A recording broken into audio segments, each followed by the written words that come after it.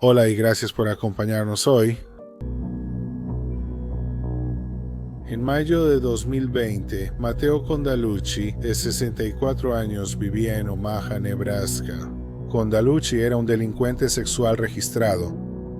En 1994 se declaró culpable de intento de asalto lascivo y obsceno contra un menor. Había sido atrapado abusando de un niño de 5 años. Recibió 4 años de libertad condicional.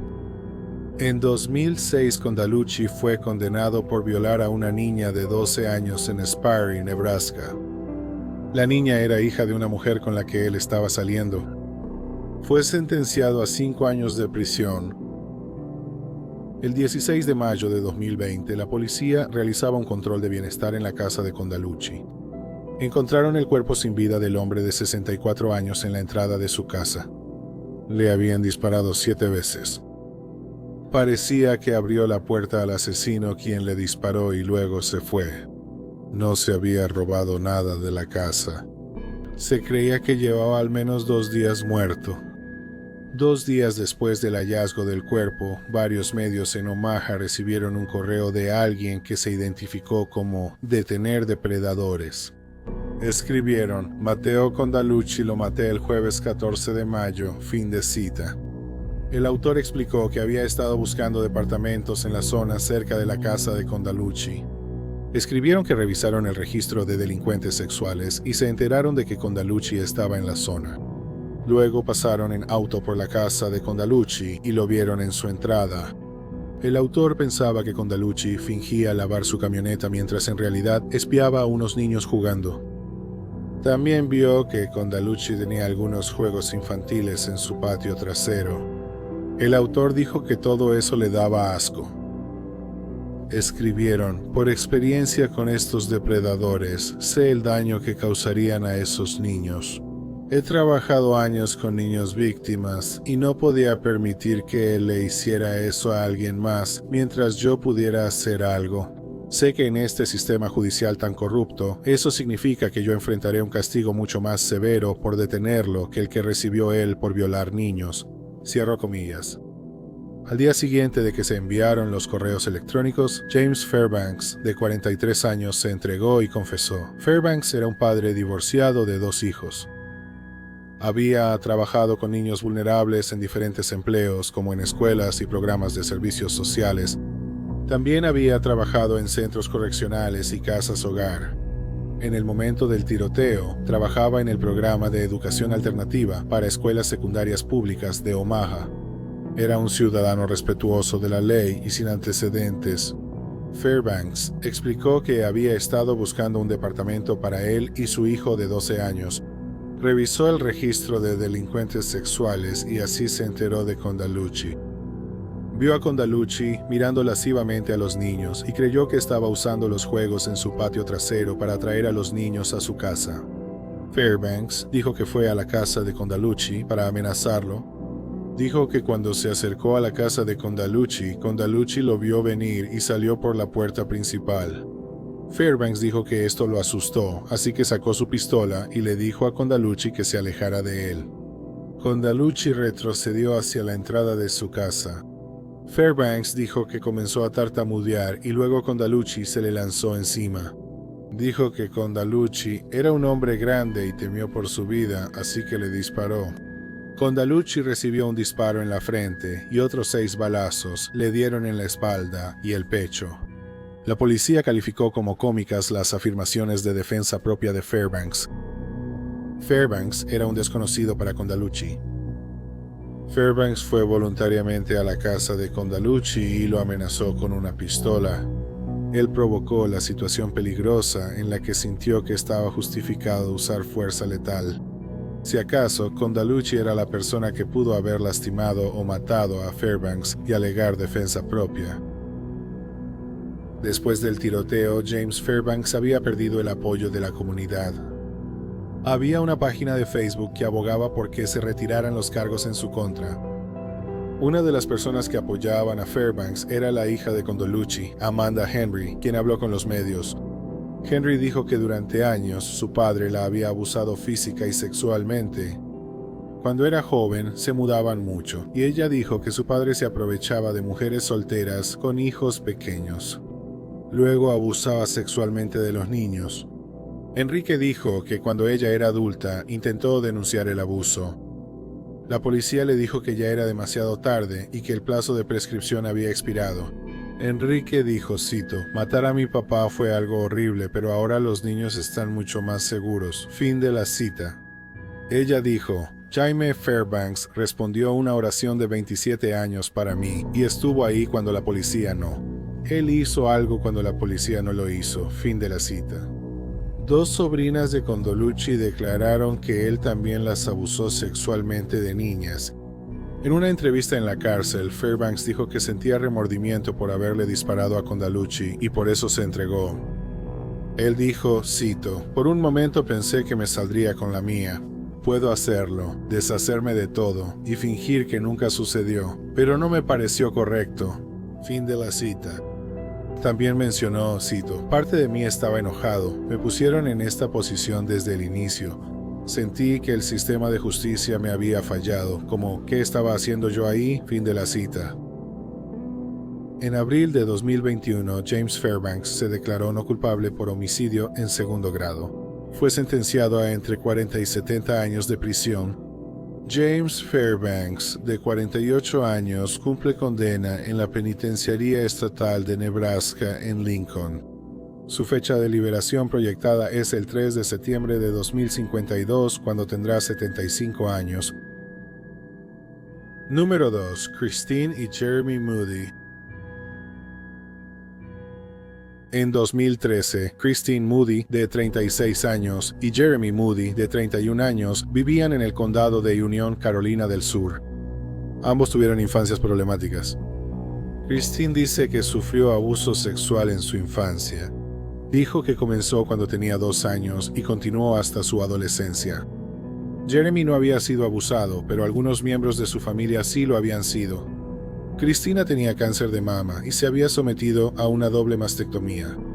La pareja se conoció en línea en 2009. Compartían creencias de extrema derecha y antigobierno. Eran miembros de un grupo neonazi en línea, Crew 41, que fue fundado en 2013. Crew 41 es un grupo de odio pequeño y relativamente desconocido. La pareja estaba tratando de reclutar a más miembros en línea. Jeremy era un orgulloso skinhead y tenía la palabra skinhead tatuada en el cuello. Llevaba tatuado poder blanco en la parte superior de su cabeza.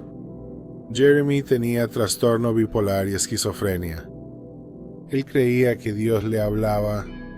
Durante varios años, él creía que Dios quería que matara a todos los delincuentes sexuales en el condado de Union. Creía que era la mano derecha de Dios. El domingo 21 de julio de 2013, Jeremy y Christine Moody fueron a la iglesia. Mientras estaban en la iglesia, decidieron que comenzarían su misión de limpiar el condado de sus delincuentes sexuales. Visitaron la casa de Charles Parker, de 59 años, y su esposa Gretchen, de 51. Charles fue condenado por 2 delitos sexuales. En 1991 fue condenado por violar a un menor. No se sabe mucho sobre el delito ni la sentencia. En 2003, Charles y Gretchen fueron acusados de agredir sexualmente a una mujer de 31 años con discapacidad cognitiva. Los cargos contra Gretchen fueron retirados. Charles fue declarado culpable y sentenciado a 10 años de prisión con 5 años en suspensión. Hay distintas versiones sobre cómo los Moody conocieron a Charles Parker. Algunos informes dicen que era un conocido de Jeremy y que Jeremy sabía que estaba en el registro de delincuentes sexuales. La policía no está segura de cómo se conocían, aunque otros informes dicen que la pareja encontró a Charles en el registro de delincuentes sexuales. Sin embargo, el 21 de julio de 2013, después de asistir a la iglesia, fueron en auto a la casa de Charles en la casa de Gretchen en Jonesville, Carolina del Sur. Aparcaron junto a la carretera y abrieron el cofre. Querían que pareciera que había algo mal con el auto. Los Parker salieron de su casa y hablaron con los Moody durante unos 10 minutos, luego invitaron a los Moody a pasar. Jeremy había traído el arma de sus padres y una vez dentro de la casa la apuntó hacia la pareja. Los Parker dijeron que no tenían dinero. Jeremy les dijo: "No estoy aquí para robarlos, estoy aquí para matarlos porque eres un abusador de menores". Le disparó a Charles una vez en el pecho y una vez en el cuello, y luego le disparó a Gretchen en el pecho. Christina, quien trajo un cuchillo, luego apuñaló a la pareja varias veces. Después de asesinar a la pareja, Jeremy y Christina Moody huyeron de la escena. Los cuerpos de los Parker fueron descubiertos esa noche. La pareja tenía 3 cámaras en su propiedad. Incluso había letreros que indicaban cámaras. Una de las cámaras grabó el auto de los Moody y su placa. Además, Jeremy tenía antecedentes penales. En ese momento, él estaba en libertad condicional por venta de medicamentos con receta. Debido a sus tatuajes distintivos, la policía lo identificó rápidamente. Jeremy y Christina fueron arrestados la mañana después de los asesinatos. Jeremy confesó de inmediato los asesinatos. Le dijo a la policía que era bueno que lo hubieran arrestado porque planeaba matar a otro delincuente sexual registrado al día siguiente. Él creía que si no lo arrestaban significaba que Dios quería que siguiera matando a delincuentes sexuales. En la casa de Jeremy, la policía encontró un sobre con el nombre de otro hombre del registro de delincuentes sexuales. Jeremy también dijo que Gretchen no era un objetivo, sino que fue una víctima colateral de la guerra. Christine finalmente también confesó los asesinatos. Christine estaba celosa de la atención mediática que Jeremy estaba recibiendo. Christine se jactó de que le cortó la garganta a Gretchen. La policía halló el arma en la casa de la pareja. También encontraron el cuchillo en su auto. En mayo de 2014, Jeremy y Christine Moody se declararon culpables de asesinato. Durante la audiencia, la pareja sonrió y se miró. En su audiencia de sentencia, que ocurrió días después, se disculparon mientras hablaban con el juez. Solicitaron una sentencia de 30 años porque querían ver crecer a sus hijos y querían envejecer juntos. El juez les dio la sentencia máxima de cadena perpetua. Luego la pareja se besó. Jeremy se volvió hacia la familia de Charles Parker y dijo, cito, "Nos vemos después, pervertidos. Fin de la cita". Mientras lo sacaban de la corte, dijo, cito, "Eso es lo que les pasa a los abusadores de niños". Afuera del juzgado, Jeremy afirmó, cito, "Los abusadores de niños no merecen vivir, lo haría de nuevo. Mataría a más". Fin de la cita. Cuando llevaban a Christine al transporte penitenciario, dijo, cito, "No me arrepiento de nada. Matar a ese pedófilo fue el mejor día de mi vida". Fin de la cita. Un reportero le preguntó sobre la familia de los Parker. Ella dijo que espera que ellos también mueran. Christine Moody, de 48 años, cumple condena en el Centro Correccional Camille Graham, en Columbia, Carolina del Sur.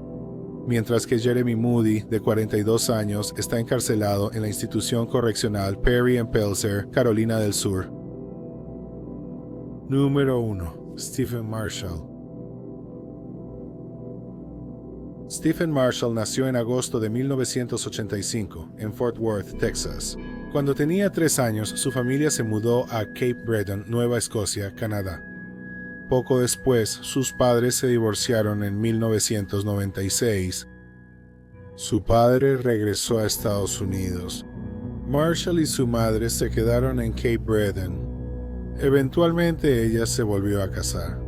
En 1999, Marshall se mudó a Cul-de-Sac, Idaho, donde su padre era el alcalde.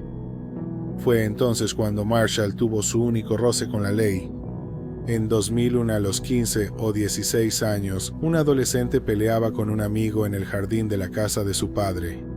Marshall agarró un rifle AR-15, salió al jardín y se lo apuntó al chico que estaba peleando con su amigo. Marshall fue acusado de asalto agravado. No está claro qué pasó con los cargos. En 2003, Marshall tuvo una pelea con su padre y regresó a Cape Breton. 2 años después, Marshall se mudó a su propio departamento en Cape Breton. Mientras crecía, Marshall era más pequeño que otros niños de su edad y tenía asma. Siempre soñé con estar en el ejército. Intentó enlistarse en el ejército canadiense después de la preparatoria, pero lo rechazaron por su asma.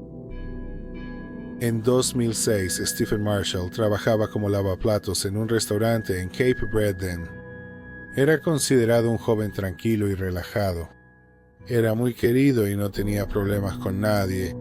Marshall era conocido por pasar mucho tiempo en línea.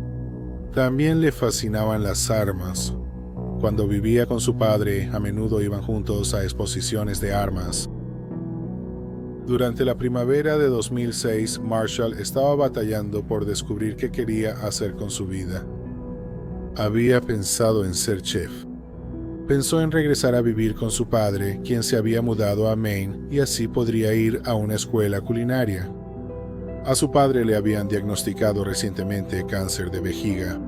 En abril de 2006, Marshall le dijo a su familia que iba a ir a Maine para ver cómo era. El 13 de abril comenzó a conducir hacia la casa de su padre en Halton, Maine. Antes de salir de Canadá, su auto se descompuso en Sackville, New Brunswick. Marshall llamó a su padre, quien fue por él y lo llevó a Halton. Mientras estaba allí, investigó a 34 personas en el registro de delincuentes sexuales de Maine desde su computadora. 2 días después, Marshall robó 2 pistolas y un rifle de su padre. También robó la camioneta de su padre. Luego condujo más de 100 millas hasta Milo, Maine. Fue a la casa que Joseph Gray, de 57 años, compartía con su esposa. En 1992, Gray fue condenado por violar a un menor y sentenciado de 4 a 6 años de prisión. Había abusado de la niña durante 3 años, comenzando cuando ella tenía 7 años. Esa noche, Gray y su esposa estaban viendo archivos forenses en la televisión. Gray se quedó dormido en el sofá y su esposa se fue a la cama. Cerca de las 3 a.m., la esposa de Gray se despertó por los ladridos de sus perros. Por la forma en que estaban ladrando, ella sintió que algo andaba mal. Fue a la sala donde Gray todavía estaba durmiendo en el sofá. Afuera de su casa estaba Stephen Marshall, de 20 años. Marshall disparó varias veces a través de la ventana hacia Gray. Gray recibió 5 tiros en el pecho. Marshall huyó de la escena del tiroteo, se subió a la camioneta de su padre y se fue manejando. 5 horas después, Marshall llegó a Corinth, Maine, a 37 kilómetros de Milo. Tocó la puerta de William Elliott, de 24 años, quien vivía en una casa móvil en mal estado. 4 años antes, en 2002, Elliott se había declarado culpable de abusar sexualmente de un menor. Él tenía 20 años y tuvo sexo consensuado con su novia, quien estaba a 2 semanas de cumplir 16, que es la edad de consentimiento en Maine. Él había cumplido 4 meses en prisión. Elliott abrió la puerta pero no vio a nadie. Él salió y le dispararon varias veces. La novia de Elliott estaba en el remolque cuando le dispararon. Ella vio a Marshall y lo vio subirse a la camioneta de su padre. Ella logró anotar la placa. Ella llamó a la policía y reportó el tiroteo. Ella le dio la placa a la policía. Esa tarde hallaron el camión en una terminal de autobuses en Bangor, Maine. Dentro del camión había un rifle.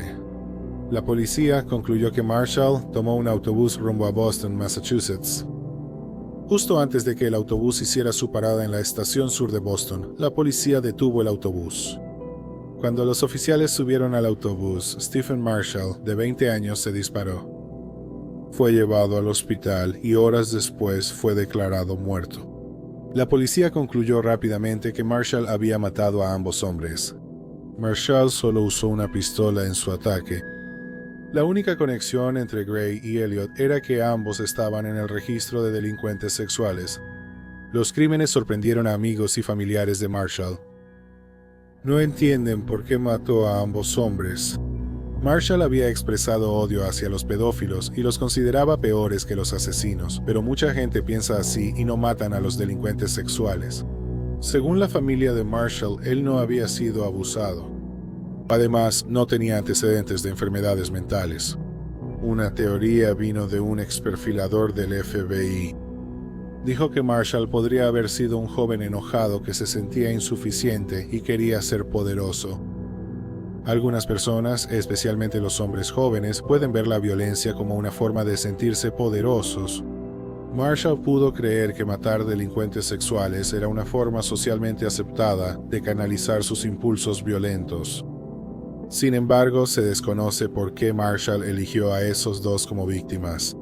Por ejemplo, ¿por qué comenzó a matar en Maine y no en Cape Breton? ¿Por qué viajó más de 100 millas desde Holton, donde vivía su padre, para matar a Gray y Elliot? Había 16 delincuentes sexuales registrados en el área de Holton.